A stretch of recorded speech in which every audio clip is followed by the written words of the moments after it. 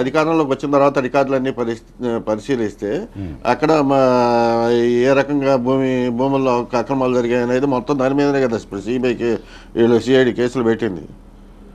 ఏం సాధించాం 5 సంవత్సరాల్లో? 5 సంవత్సరాలు ఏం సాధించాం? సిఐడి కేసులు పెట్టి ఏం నిరూపించాం? నిరూపించేది ఏముంది,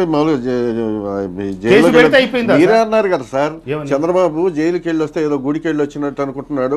జగన్మోహన్ రెడ్డి గారు జైలుకి వెళ్ళి వచ్చి క్లీన్ చిట్ తో బయటకు వచ్చి క్లీన్ చిట్ జగన్మోహన్ రెడ్డి గారికి ఉన్న 12 సిబిఐ కేసుల్లో ఒక కేసులో నేను కూడా బుద్ధైనాయి సార్. ఇంతవరకు మాకు ప్రాథమిక విచారణ జరగలా, క్లీన్ చిట్ అవలా.